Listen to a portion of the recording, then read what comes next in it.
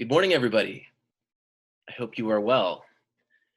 I trust that all of you are stuck at home, unable to leave, and my heart goes out to you.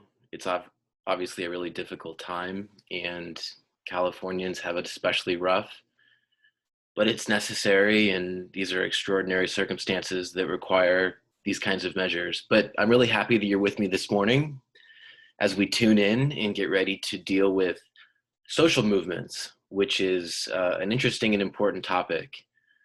Before we do, I trust that you're all hard at work on your papers and dialoguing with your TAs and talking to your peers and thinking about how you're approaching the assignment.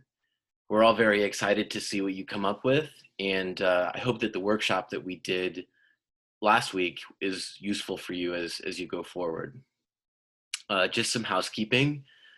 I will be posting the study guide for the final exam very shortly. My goal is to post it by tomorrow, which should give you, 6 days a week to prepare.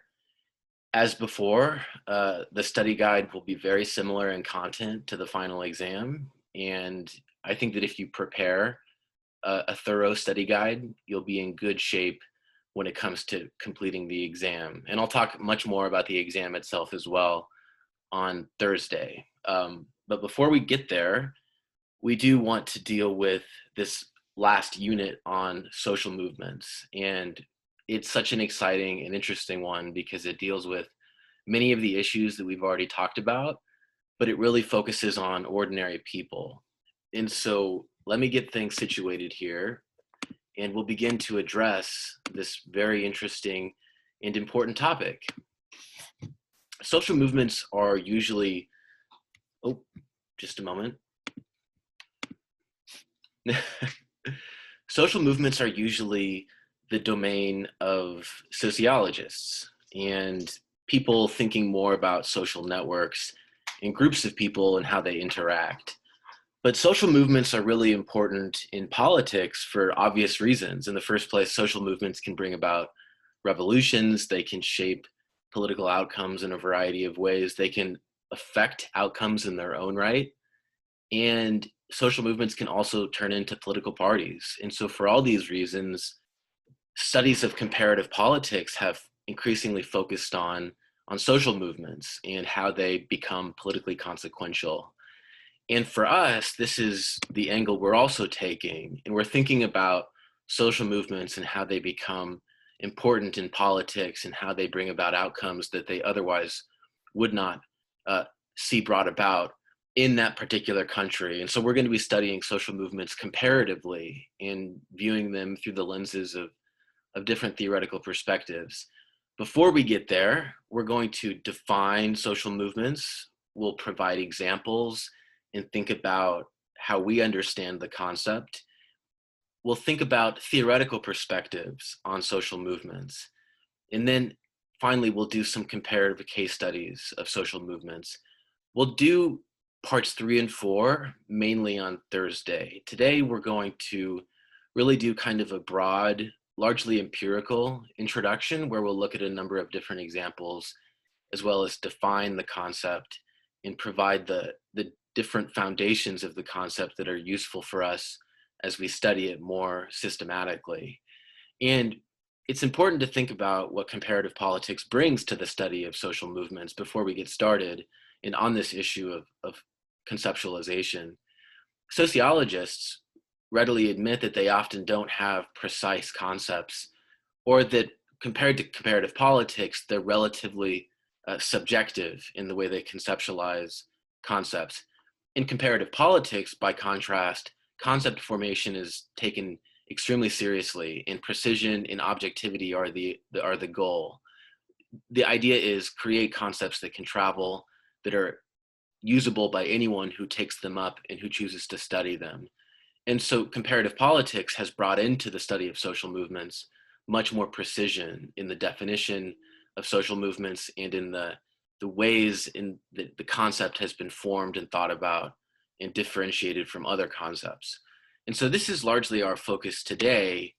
as we get started. And as we get started, I want to bring your attention to an image that, you know, virtually all of us have seen, if not all of us have seen increasingly over the last couple years. And it's an image that depicts Black Lives Matter and in protest movements and in social movements, demanding racial justice, demanding corrective measures in criminal justice, police reform, the defunding of police organizations and security forces, in more generally, racial justice in the administration of justice, and even in laws and in legal structures in the United States.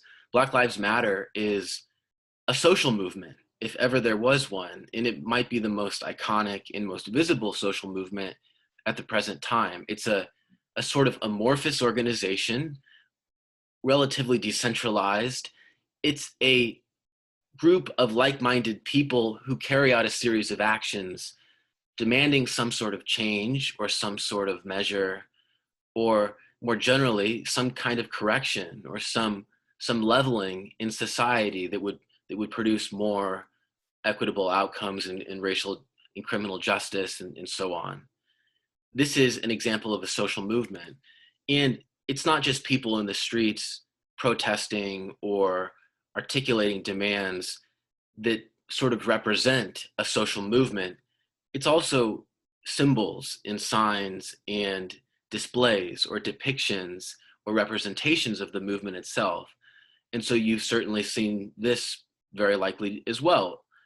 Black Lives Matter, and then the fist sort of representing this demand or this resistance to this system. This is a very common symbol, and if you look around, you see it in public places, you see it in all sorts of places. You know, a throwback, an older social movement, a kind of precursor, but one different in its demands, was Occupy Wall Street. This was a movement demanding really a redistribution of income and wealth in the United States, but also taxes on wealthy citizens and financial regulations and reforms that would reduce the power in the influence of powerful financial elites. This was a social movement that wasn't focusing on racial justice. It was focusing on socioeconomic justice and inequalities and disparities that then in turn become inequalities of power and influence in politics. This was an earlier social movement, but one that also comes to mind when we think about social movements. And these are both examples from the United States, obviously, but they're examples that are consistent with examples that have been seen elsewhere. And so in Chile, for example, the feminist movement has demanded not just socioeconomic justice, but gender-related justice in all sorts of measures to improve and reduce gender disparities. Feminist movements all over the world have sought the increased representation of women in legislatures. They've sought to create inroads for women in positions of power in corporations. All over the world, unions have fought for workers. Peasant in agricultural movements have sought to promote workers in farmers and peasants' rights, often to land ownership. They've often promoted land redistribution reforms. They've sought to correct all sorts of disparities, but also resist, for example, systems of inequality and racial injustice like apartheid. These are all examples of some of the objectives and some of the types of social movements that come to mind when we think about this concept. But at this stage, we should be asking, what is a social movement, and how can we think of it in a precise way that becomes useful to us when we analyze politics and social movement politics? So the definition that we'll work with in this class, and that I think is useful, generally speaking, is the following. A social movement is a series of movements that represent collective challenges to elites, authorities, other groups, or cultural codes by people with common purposes in solidarity in sustained interactions with elites, opponents, and authorities. There's a lot there. It's a bit of a mouthful, But often with these things, it is quite loaded because we're aiming for condensing knowledge into a concrete, concise statement that we can then duplicate and use in a different research design or context, however we choose to use it. But focus on a few key components.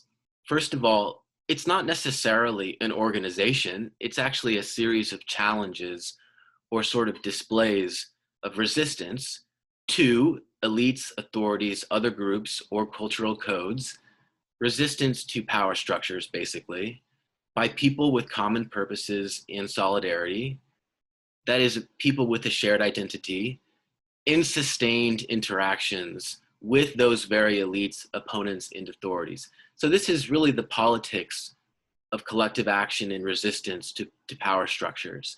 This is how we're going to think about a social movement. And more generally, a social movement is really a vehicle for ordinary people's participation in public politics. This is the significance of a social movement. Sometimes, often, voting isn't enough. You can't bring about a change in the political agenda that you're allowed to vote on. Sometimes you have to change the agenda itself and create a social movement capable of promoting some discourse or narrative that would then bring about that change in the agenda, and then eventually the change in laws and in society that you think are favorable. A vehicle for ordinary people's participation in public politics is one that can be used in a variety of ways. As we'll see, social movements can be peaceful, but also violent. They can be aggressive or more submissive. There are a variety of different types of activities and forms that they can take, and it often depends on the objectives of the social movement and the people themselves who constitute the movement. And this definition is useful to us because not only does it identify the actors involved, the ordinary people with a shared identity in opposition to the power structures inhabited by elites, authorities, and other groups, it also distinguishes this form of organization from other forms that are important to us in comparative politics. So notice that this is distinct from a definition of a political party, a coalition, a union, or an advocacy group. All of those are concepts that are distinct from this. This definition will allow us to study this form of collective action more rigorously than we otherwise could. And so this is one of the advantages of studying this topic in comparative politics, because of the precision in the focus on distinguishing the concept from other concepts. And so at this time, I want to actually pause and incorporate your input and just ask you, what are some other examples of social movements, either here or elsewhere, that are noteworthy? What comes to mind when you think of an example of a social movement?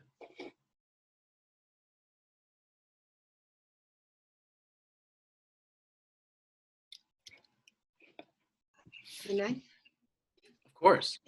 Yes. What about international war, civil war, and interest groups? Yeah. Is that the name of it? Yes. No, is there more? But also, I have a question. Contentious groups are similar to the force. By example, Black Lives Matter, and then when the contentious group could be the the the uh, the police force against the social groups, the movements. So the contentious politics is a Yes. reference to the kind of conflict or the kind of interaction or confrontation between the social movement and, say, the police or the authorities. And so the police can be viewed as an aggressor, certainly, and the social movement in this case is in conflict with the police often because of the public confrontations that often characterize the protests, and the sort of aggressive way that the police often deal with this group. So when we say contentious politics, we're talking about a kind of politics. Uh, I think that Tilly and Tara would say that the police can be thought of as a contentious group, and the actors involved can be thought of as contending groups. The contentiousness of the entire interaction is what distinguishes it from some other types of politics that take place within institutions. But your example of the international group against civil wars, that's one I hadn't heard of, but that's obviously a good example of a social movement, because they are challenging the institution or the practice of civil war, and they have the common purpose or objective of ending it, and they're in sustained interactions with presumably elites and governments who themselves are engaged in civil conflicts. And so that's a good example, and that's one that obviously comes from the international sphere that connects multiple countries. And so this is one thing about social movements that's noteworthy. We think of them as operating in the domestic context, and they do, but they can also be global in their scope. And when you live in a global world, you get global groups. And so we'll give some examples of that here in a moment. Let's talk about some other examples that come to mind. Um, the United Farm Workers Movement. I think that's like a social movement, right? Absolutely. Cesar Chavez and Dolores Huerta. Yeah. Do you know a little bit more about that you can share? Yeah, it was like a obviously a social movement to get a pay increase for farm workers and better working conditions. Obviously they didn't have the best working conditions. They were paid lower than minimum salary, minimum wage, I mean, sorry. And so they, Dolores Huerta and Cesar Chavez fought against that, and kind of, they made a union for the farm workers, where they kind of gave also like money to farm workers. So that was one thing also. So I believe that's one of those social movements that I think kind of uplifted, especially here in this area in California, the Central Valley and the San Joaquin Valley. It really, helped out a lot of people out.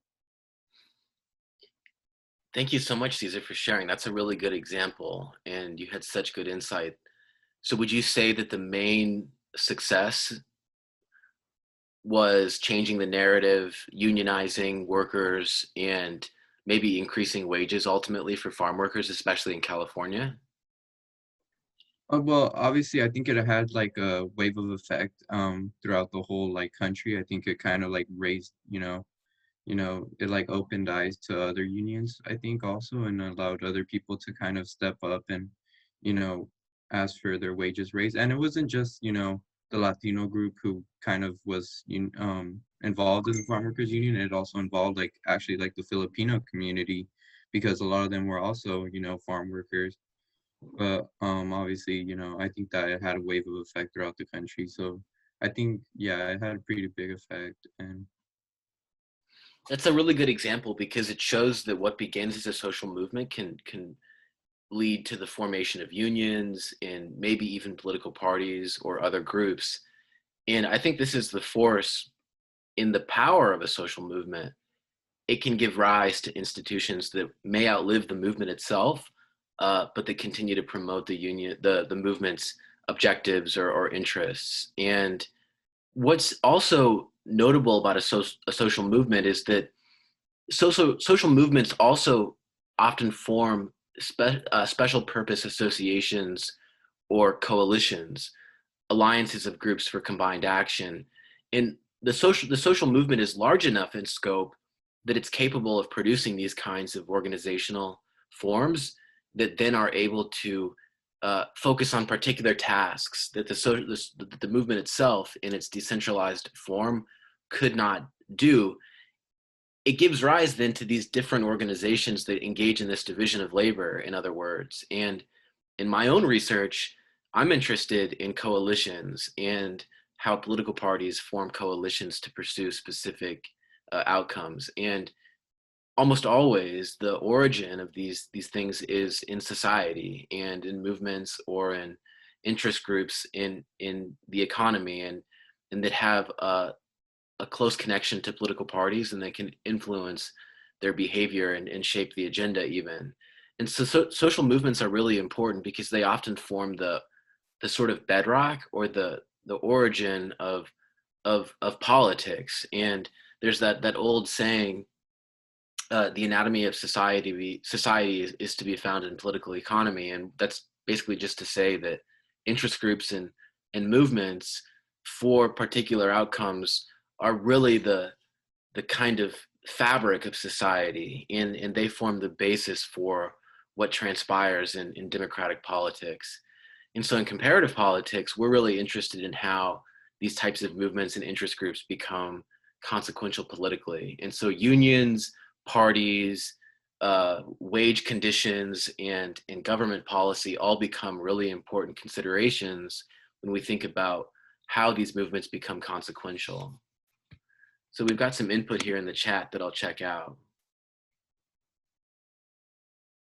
Revolutions are outcomes that some social movements seek to bring about, Efren, but by themselves, revolutions are not examples of social movements. You might carry out an uprising or engage in an armed insurgency for the purpose of bringing about a revolution, and we might consider those actions consistent with a larger social movement, which can be violent.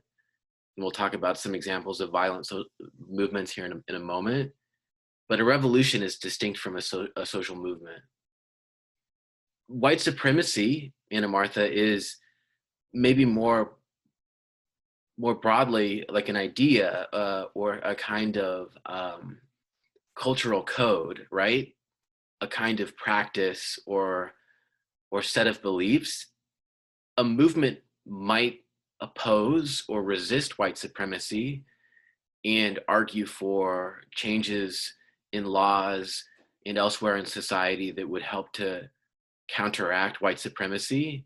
But white supremacy itself is more a cultural code that might be resisted by a movement as opposed to a movement itself. So Black Lives Matter can certainly be said to resist in a more general sense white supremacy, insofar as racial injustice is a product of racism in white supremacy, especially in things like drug laws and enforcement.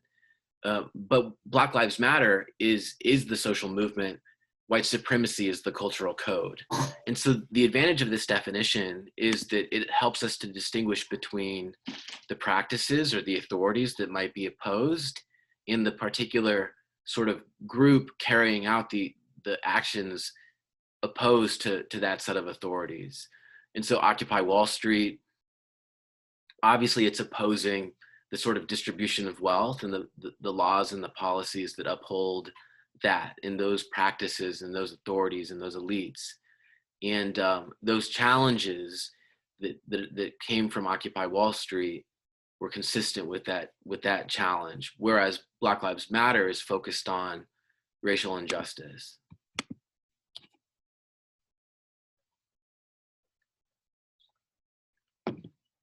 Jake says, I was driving, so I wasn't able to answer, but I think one of the biggest movements, especially in California, has been the push for the advancement of LGBTQ rights. Absolutely. And this is a movement that is powerful and important in California, but throughout the world, the United States, Latin America, less so in Africa because of some of the traditional attributes of many of those societies. But throughout the world, this is a struggle that continues and can be conceived of as a social movement in its sustained contestation and challenging of that practice or cultural code of heteronormativity and more generally the marginalization of gays and lesbians and bis and non-gender conforming and transsexual and queer individuals. Efren says, I don't know if anyone said this, but I believe the civil rights movement and anti-war movements are examples. Both challenged authorities for change. Good, Efren. Those are exactly That's exactly right. Those are good examples because those are sustained confrontations with authorities, and in particular in resistance in opposition to the Vietnam War and to the lack of civil rights and the continuation of white dominance and white supremacy in the United States. And so those are good examples because the civil rights movement sought specific specific laws that would enfranchise Blacks and would break down the barriers to their full inclusion in society. And so they had a very specific set of objectives in their sustained confrontation with elites and authorities and power structures. And the anti-war movement was similar in its opposition to the Vietnam War. Stephen says the women's suffrage movement is another historical example. That's exactly right. In the women's suffrage movement is a global movement in the sense that it's something that transpired and is continuing to transpire virtually everywhere. It just has taken place at different times in different places. But this is another good example because they have a very clear objective, legislation that extends the right to vote to women.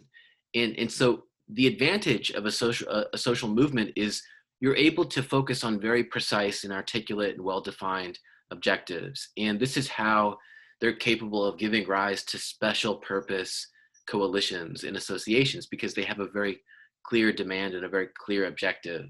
And so when they articulate that in a clear way, it can become consequential because then other political groups can adopt that position because it's easy to adopt, and they can formulate an agenda that the other actors can adopt, and then they can form parties or coalitions based on that expressed interest or objective.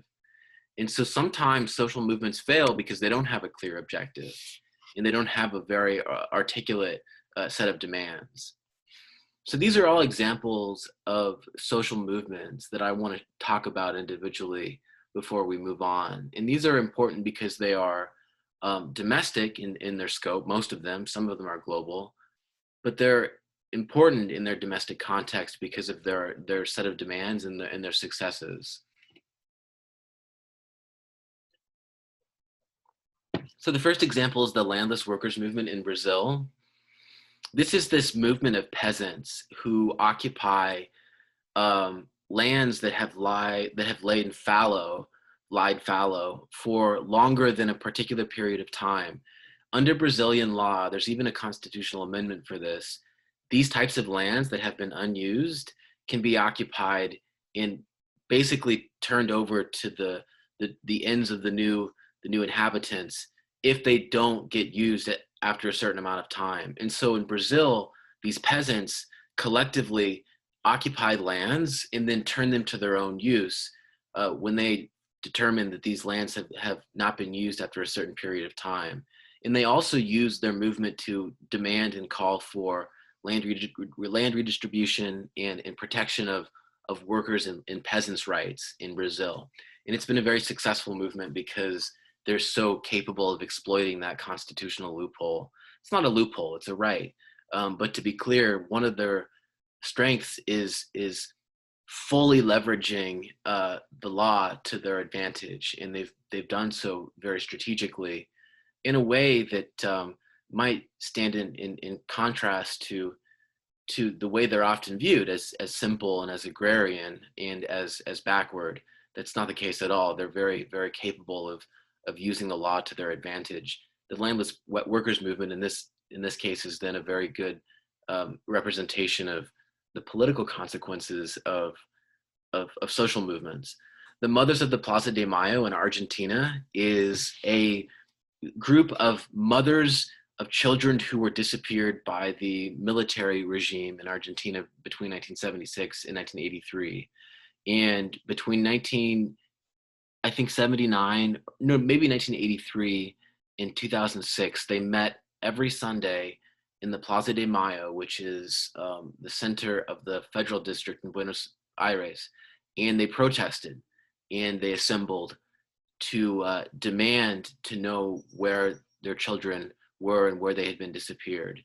And they became powerful symbols of the demand for transitional justice and human rights accountability in Argentina and then throughout Latin America.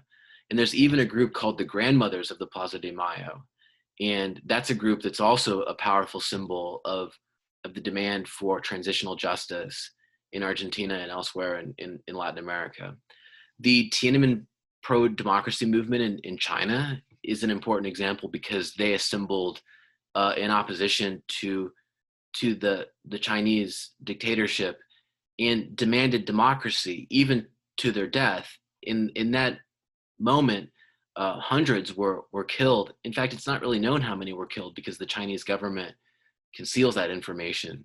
But that was a pro-democracy movement that was demanding democracy in China, a sharp end to authoritarian rule and democratic elected representative government. That was what they were calling for. And so it became an important example. And to this day, I'm sure many of you have seen the photo of the tank man, the man standing on the street, and then that line of like dozens of tanks behind him. That's an example of the sort of resistance and the demand for liberalization in China. Now in China, the Chinese government has actually very aggressively suppressed civil society and made it very difficult for organizations to form, especially if they take any dissenting opinion. Since 1989, they learned their lesson, and they've both not used the same degree of repression, and they've tried to suppress civil society movements and stop them from ever starting in the first place, so that there is no more Tiananmen Square incident. The democracy movement in Hong Kong is another good example. The umbrella movement, as it's sometimes called, because of their collective use of umbrellas to signal their demand for reform and liberal democracy. They more narrowly have demanded and successfully gotten the Hong Kong Parliament to withdraw an extradition bill that would have empowered China to prosecute Hong Kongers on the Chinese mainland for crimes allegedly committed in Hong Kong. The democracy movement in Hong Kong has been very successful in bringing international support to their cause, but in Hong Kong, the balance of power still largely favors China because of the way in which the parliament gives seats to the business community, which is aligned with China. The anti-apartheid movement was global, and it sought to end apartheid in South Africa, and it basically involved boycotting South Africa. The idea was impose these sorts of economic penalties so that they change their ways and end the system of white dominance.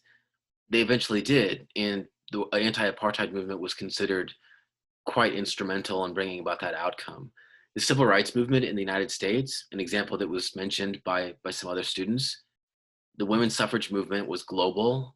It's also an important example. And of course, the LGBTQ and the non-gender conforming rights movement.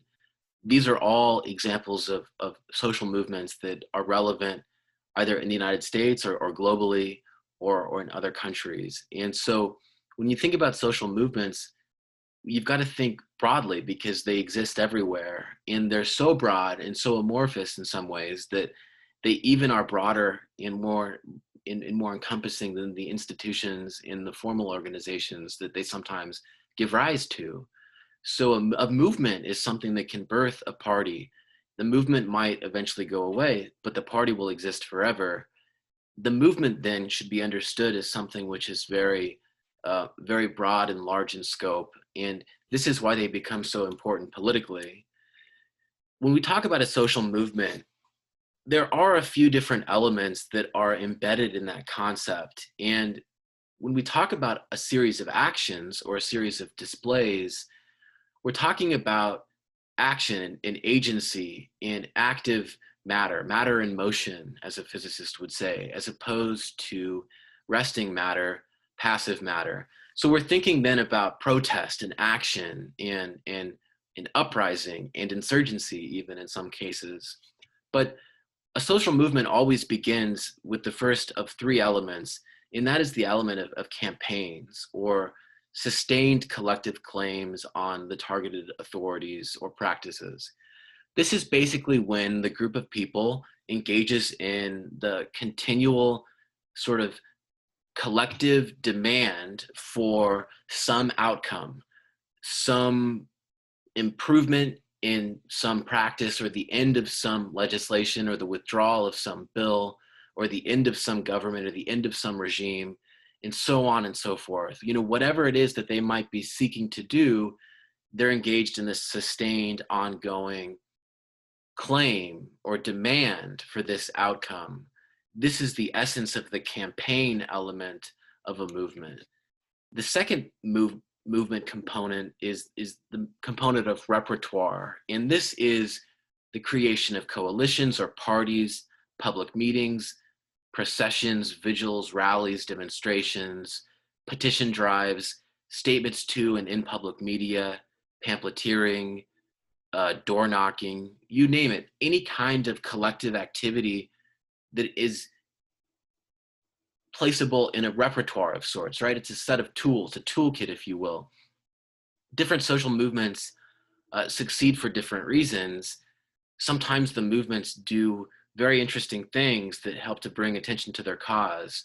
For example, in some countries, during collective action to end authoritarian regimes, citizens would all turn off their lights simultaneously at the same time every day. And this would become a powerful symbol and expression of their opposition to the authoritarian regime. And this, in combination with other activities, can create pressure. This is the kind of practice that would be insertable in the repertoire of a social movement. And movements have different activities or things that they engage in to bring attention to their cause.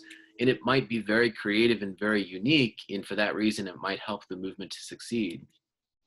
The third component, or the third element, is displays, or sort of expositions of worthiness, of unity, of numbers, of strength, of commitments, of ingenuity, of momentum, of courage, of the continual commitment to the cause that they outlined in the first place. These are the three components of a social movement, and I want you to notice that there's sort of a temporal component here. A social movement is not something that emerges overnight. It's something that gains momentum and exhibits sustained strength over time. And in this way, it becomes consequential because it's able to wear down its opponent or its rival. Sometimes social movements can help to bring about democratic transitions, for example, because of just how sustained those movements are. A good example comes from Chile, where in 1983, unions, feminist groups, all sorts of groups who opposed the authoritarian regime began to assemble and coordinate in opposition to the regime. And though eventually the transition that took place was largely negotiated by the elites, the fact is, one of the reasons they were negotiating a transition in the first place was because of increased public pressure exerted by social movements, from students to feminists to unionists and workers, and so on and so forth. So these three components, campaigns, repertoire, and displays, are really important to the concept of a social movement, and it's how they become consequential politically.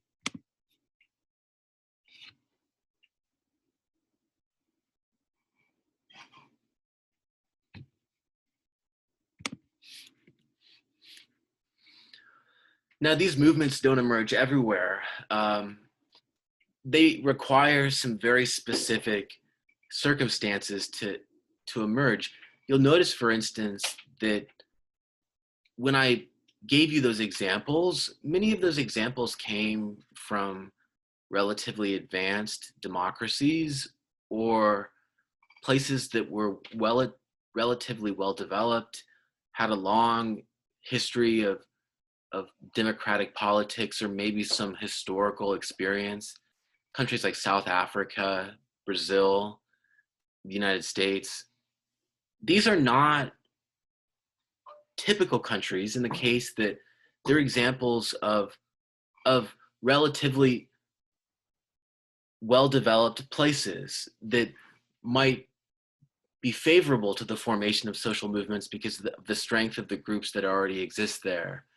And so, for instance, In places where it's difficult to coordinate or form coalitions between different ethnic groups, it's often hard to create larger social movements because those differences between groups can really impede the formation of collective action.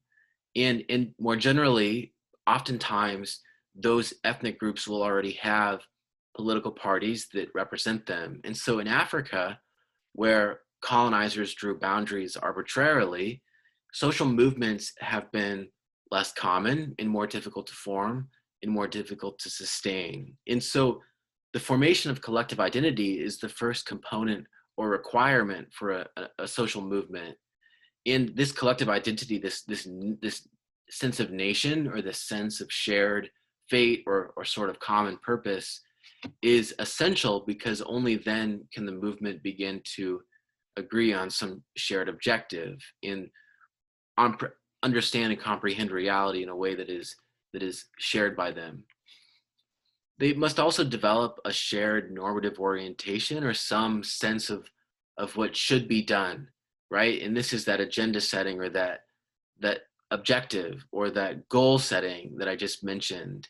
This stems often first from the formation of a collective identity that helps to create a basis for agreement on some direction of policy or some direction. The sharing of a concern for changing the status quo. This is related to these first two components and relates to the need for some shared understanding or some agreement about the desirability of change. Sometimes actors agree that the status quo is undesirable, but they might also think that changing the status quo can be more costly than beneficial for other reasons, maybe related to how they would come up against the violence of the beneficiaries of the status quo. If it's like an authoritarian regime, there could be disagreement among those who are victimized by the status quo about whether or not it's even possible to try to change it. In Chile, for example, there was disagreement among some leftist parties in the 1980s about whether and when to push for a democratic transition, because they were concerned about how that might incite the sort of reprisal of the military regime and the response of the military regime. Finally, there needs to be some shared history of collective action. This is the idea that to work together towards some common end, you need to have worked together towards some common end in some capacity previously. This is a difficult requirement to meet because it's not always the case that there's been a previous collective action. Isn't there always a first? But nevertheless, it's helpful if parts of a larger group have worked together in some way towards some objective already in the past.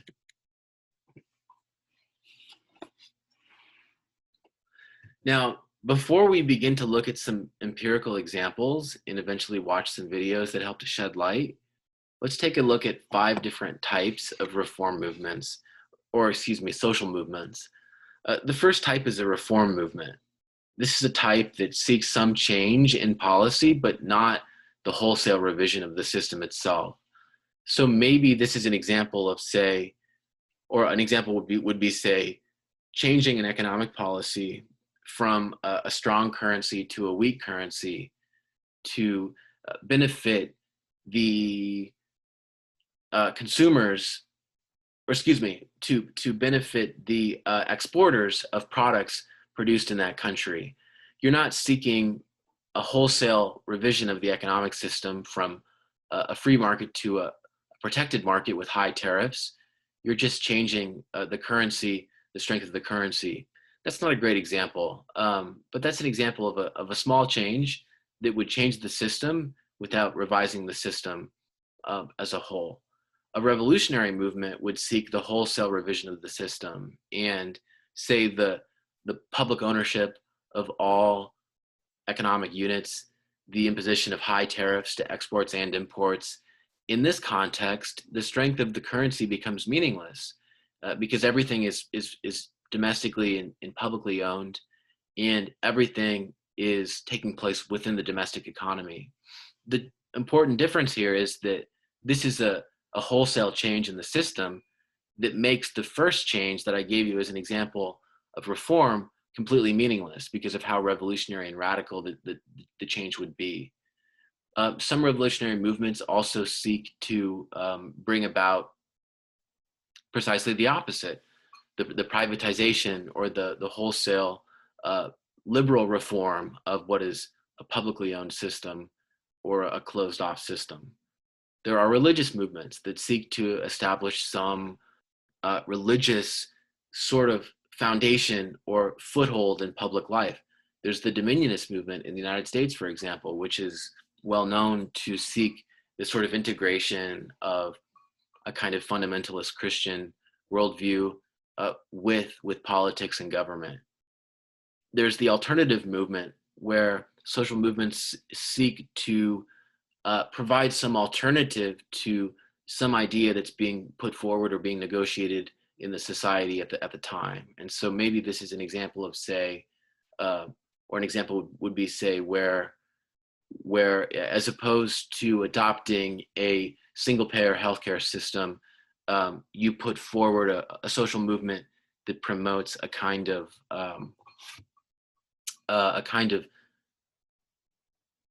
Obamacare system where private healthcare is still the norm, but the federal government provides subsidies or tries to intervene to reduce the cost of private healthcare. That's an example of an alternative that began as a movement, that began as an idea. It's not a social movement in the strictest sense, but I'm trying to give you an example of how alternatives to policy ideas promoted by other movements can become the basis for other movements. And then finally, there are resistance movements where social movements are seeking to liberate themselves from some status quo or some state of affairs that is not beneficial to them. So when you think about a social movement, you can distinguish between two dimensions. How much change takes place, less or more limited change, or radical change, or more extensive change. And then who is changed is the second dimension. And that relates to whether everyone is changed, everyone in society, or specific individuals are changed. Sociologists have always thought of social movements in this way. And so this is useful to us in comparative politics because it helps us distinguish between, say, revolutionary movements, reformative movements, and alternative movements. So alternative movements are often focused on specific individuals and more limited. Reformative social movements affect everyone and are limited. And revolutionary movements are radical and affect everyone. And these are three of the types that we just discussed. You can see then that they differ in terms of the scope, in the magnitude, in the sort of impact of the change. Let's look at some empirical examples before we eventually sit back and watch a video that puts some of this in perspective for us. So the first social movements basically related to male suffrage in what are now advanced democracies. And so Chartism was a working class male suffrage movement in the 1850s and 60s and 70s in England. And it sought to expand the franchise by extending the vote to working class males. Until then, only property owning males could vote in England.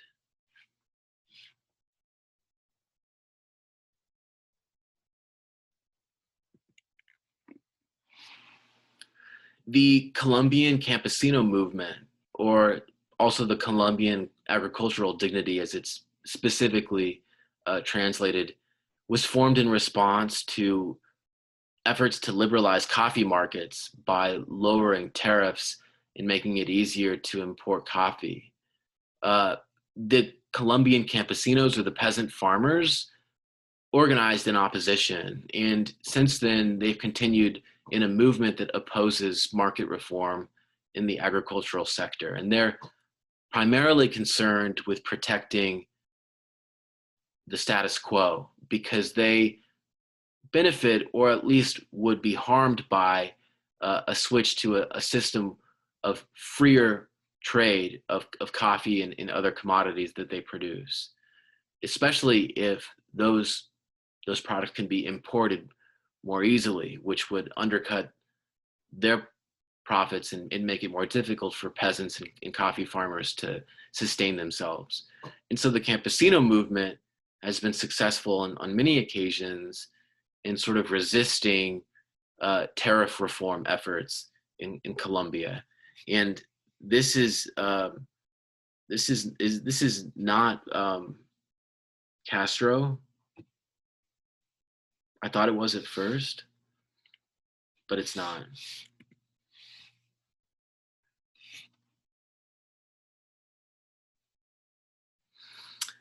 So social movements can also be violent. And while we don't talk as much about those because of the sort of normative and ethical overtones and the fact that we usually focus on movements that seek to correct inequalities of power and wealth, violent ones are also important. And Sendero Luminoso, or Shining Path in Peru, is one example. This is a movement that began under the auspices of the leadership of a university professor who was a philosophy professor, an agronomist, and several other intellectuals. They were very radical, and in Peru, they pursued and promoted land reform and revolutionary change that would establish a more collective and communitarian economic model that would be beneficial to peasants and common ordinary people and farmers in particular. And so here it says, luchar por un acuerdo de paz, struggle for a peace accord. The idea is that peace would arrive when they could establish a more equitable distribution. And so in Peru, as well as in Colombia, guerrilla groups like Shining Path were violent, but did pursue a very specific political objective. So let's stop and watch a video about Catalonia's independence movement. This is a social movement that seeks a very specific political objective. They demand independence.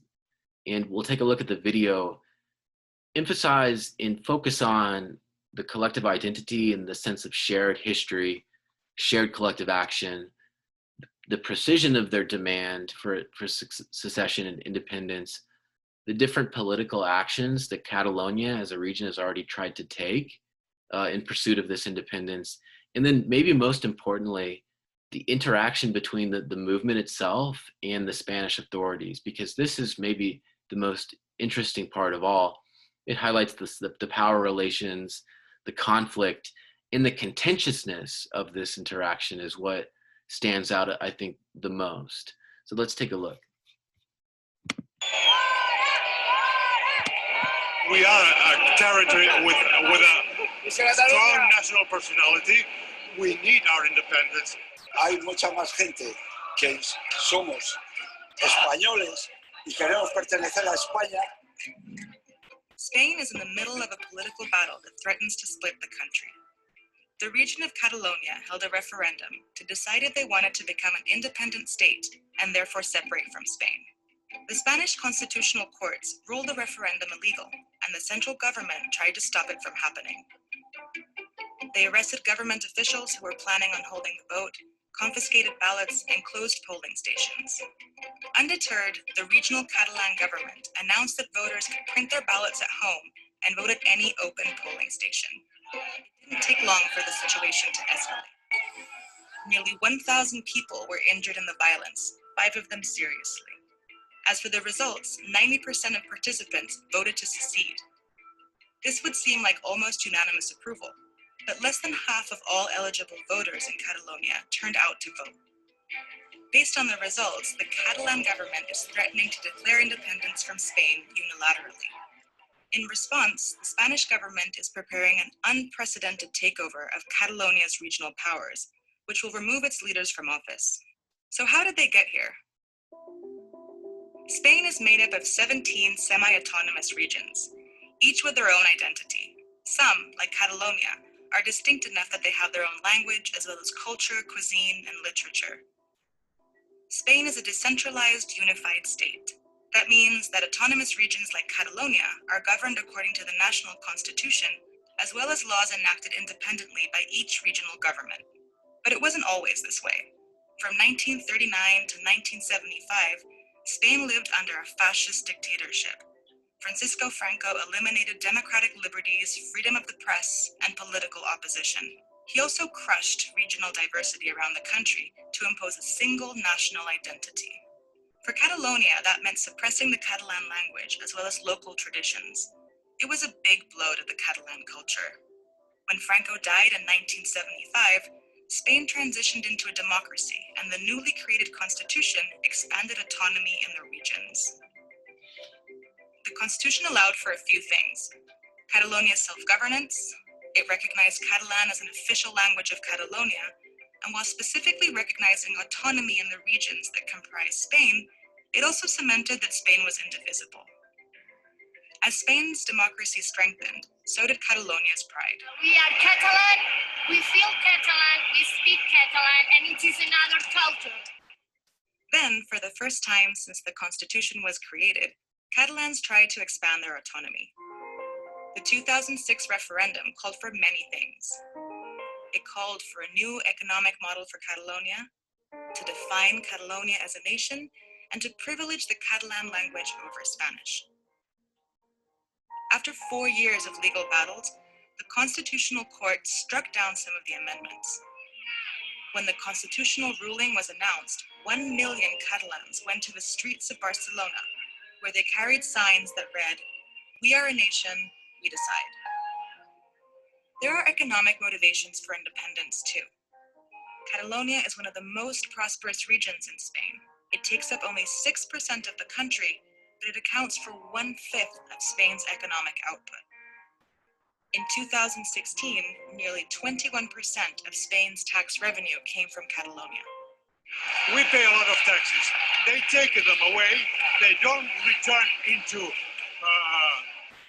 better infrastructures, into better living conditions. Pro-independence Catalans believe Catalonia pays too much money into the central government compared to what it gets in return.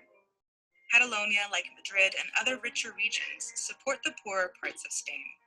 Tot i que som solidaris, però que ens quedi per nosaltres. This sentiment grew during the European economic crisis, when a wave of unemployment hit Spain. But despite growing support, the majority of Catalans don't want independence. No me parece que sea bueno para Cataluña la independencia, no por depender o no de España, sino porque dependemos directamente de Europa. Low-income families are less likely to support independence than those who are well off, as are Catalans who live in cities compared to those who live in rural areas. Which brings us back to today.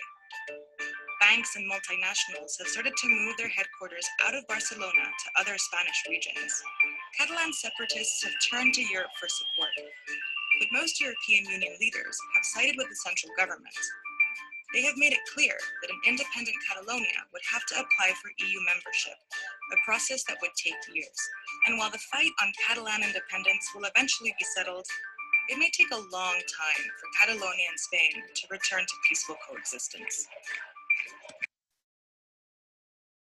So this is a really interesting example because this is a social movement that's quite powerful, so powerful that it's essentially got its own region of Spain, and to the point that they were able to carry out referendums and pursue politically and legally their own independence, bringing about a confrontation with the central government. What's really interesting is how contentious this interaction is, and the movement for independence ultimately comes up against this obstacle, which is the lack of support from Europe. The fact is that Catalonia would have to seek to join the European Union on its own and apply on its own, and that would take years if it even could get independence. And so this then shows us how these social movements don't exist in a vacuum. Their objectives and their goals are tempered or conditioned or affected by political realities, and this is a broader political reality that is coming from outside Spain, but that affects the success of the movement. And so from I think what, 5 or 6 years ago and until now, it's been less favorable, the forecast for Catalonia, because of these realities and because of what they've learned through the process. But the important point is that the social movements are conditioned by the political realities and by the political environment, and what they can achieve is tempered by those realities. And they might be beneficiaries of an opportunistic or a conducive or a favorable environment, or they might suffer the consequences of a less favorable environment, one that, for example, presents them with obstacles in the form of a lack of support from the European Union, and maybe ultimately the technical reality, which is that to really exist at all, they would have to seek their own autonomy and then become a part of the European Union through that process, which also would take years. An interesting example, and one that I think is important for us to think about from the point of view of displays and the exhibitions of protest and the articulation of demands and the visibility of these demands. This is an important part of the overall social movement. The nature of the protest, the type of resistance, the uniqueness and the creativity of the protest, and maybe most importantly, how effectively it exposes the cruelty of the opposition, or how effectively it gets eyes on your cause. Do you successfully get the headlines in the newspaper? Are you able to get people to look your way and examine the situation, and to look closely and notice your struggle? This is often where social movements succeed or they fail, whether they're effective and capable of kind of broadcasting their struggle and winning the kind of consideration of the larger society.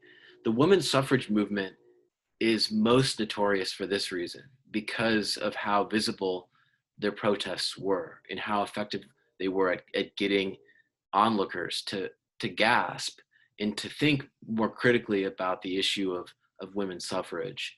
So let's watch a video that puts this in context. I want you to think about not just the campaigns, but also the displays and the shared identity that underwrites this entire process in the politics and the societal sort of expressiveness of this whole thing. British suffragettes were masters of spectacle. Their mission was to win British women the right to vote, and to do that, they needed attention. Their demonstrations were tightly choreographed events, full of matching outfits and signs, but it was their radical actions that made them notorious. They smashed windows, destroyed fine art, and set fire to the houses of their political opponents, all in the name of keeping their fight on the front page of the paper and in the minds of the public. Newsreels from the time show the destruction the suffragettes left behind. But there's one act that stands out above the rest. It took place in 1913 at one of the most popular sporting events of the year, a horse race, where newsreel cameras captured a lone figure stepping onto the racetrack and doing this. She was holding a suffragette flag. Women had been petitioning for the vote in England since the mid-1800s. They were called suffragists and had a non-confrontational strategy of persuasion and education to convince legislators to give women the vote. But in 1903, a new branch emerged, the militant suffragists, whose motto was deeds, not words.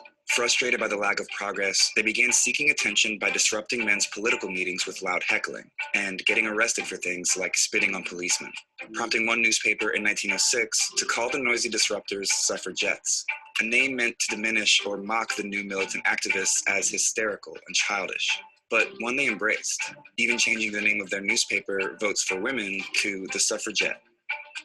The militant suffragettes had a bad reputation in the press and drew criticism from the wider suffrage movement for taking it too far and setting progress back with their disruptive acts. The suffragettes were depicted as unfeminine and crazed, so public pageantry and controlling their image was an important part of the movement. They saw themselves as crusaders for women's freedom, so every detail was worked throughout to make sure they made a huge visible impact. Spectacle was part of the drama of their campaign. They delivered speeches, made colorful banners, marched, and got arrested in public again and again, usually wearing their official color scheme, purple for loyalty, green for hope, and white, which represented the virtue of their campaign, but also read well in sepia-tone news photos. They did make a contrast with all their surroundings, especially when they were joined by police. But the militant suffragettes' publicity strategy changed in late 1910. A riot breaks out in Parliament Square, and that day became known as Black Friday because about 150 women were physically and sexually assaulted by the police. From here forward, the suffragettes organized fewer public demonstrations where they'd be surrounded by police, shifting instead to a radical approach of random acts of property destruction. And that's when you start to get nationwide vandalism. The telephone wires are cut, windows are smashed, sporting facilities are attacked. As their actions became more and more extreme in the early 1910s, the militant suffragettes became notorious villains in the media and in public opinion. But their message was clear. The destruction won't stop until a suffrage bill passes.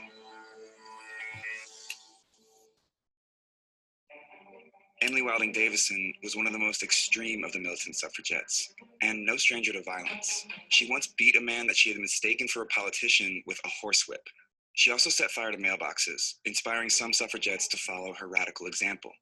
She was jailed 9 times, and while imprisoned would go on hunger strike, and was subsequently force-fed through her nose, an extremely painful form of torture that the government enacted on many hunger-striking suffragettes to prevent them from dying of starvation in prison. Davison was willing to die in the name of women's liberation. During one of her imprisonments in 1912, she threw herself from a prison balcony in a suicide attempt to draw public sympathy for the suffragettes undergoing torturous force feeding in jail. She said afterward, "If I had succeeded, I am sure that forcible feeding could not in all conscience have been resorted to again." The following year is when Davison pushed her dedication to deeds, not words, to the most extreme. At the 1913 Epsom Derby. The Epsom Derby is England's most prestigious horse race, a beloved and historic event that's been run since 1780. That year, over 500,000 people were in attendance. King George V was there too. His horse Anmare was running the race, and in the crowded inner track, Emily Davison stood near Tottenham Corner. It's the final turn, right before the sprint to the finish line. A prominent spot, sure to be in view of the cameras, which were positioned around the track covering important parts of the race. In the footage, you can see Davison duck under the rail and wait for the leading pack of horses to go by, then step out onto the track right in front of Anmare, the king's horse. She was holding the purple, white, and green flag of the militant suffragettes. Emily Davison brought the 2-ton racehorse crashing to the ground and flipped its rider. She died 4 days later of her injuries. After years of escalating militant violence was photographed after the fact, or imagined in news illustrations, this was the first and only act of militant suffragette violence captured on film. And it was a huge story. People responded with a mix of shock and outrage. Davison was framed as a radical who ruined something everyone loves, the Derby. For the suffragettes, she became a martyr. The next issue of their magazine featured Davison as an angel on the cover, standing on a racetrack. They organized a massive public funeral where 5,000 suffragettes wearing white dresses and black armbands marched in solemn procession through London, carrying Davison's casket from Victoria Station to King's Cross Station to be sent to her hometown for burial. 50,000 people watched it go by. When you see photographs of it going through the streets, you see the sidewalk is packed with people, and people are crammed onto the balconies looking at these women like, oh, it's somebody like her. She threw herself at the king's horse and she has died. The spectacle of Davison's funeral brought sympathy for the struggle of women's suffrage to a global level. and, as it turns out, was basically the last public procession of the militant suffragettes. World War I broke out the following year, and the suffragettes put their militant activities on hold to contribute to the war effort. Suffrage was extended to women over 30 in 1918, and full suffrage passed in 1928. Emily Davison's shocking final protest at the Derby probably didn't change many people's minds about women's suffrage. And whether or not she intended to die remains unclear. She didn't tell anyone her plan, and she didn't leave a note. But this moment, caught on camera, became one of the most publicized acts of suffragette protest. One so extreme that no one, not even the king himself, could ignore. There's so many great art. So it's a phenomenal story. I actually disagree with the narrator when he says that it probably didn't change many people's minds about the issue. It may be true that those people who had their mind made up didn't change their mind, but I think that it probably brought a lot of attention to the sheer fact that it was an issue. Because eventually, a few years later, women were extended the right to vote. 1918 for women over 30 and 1928 for all women.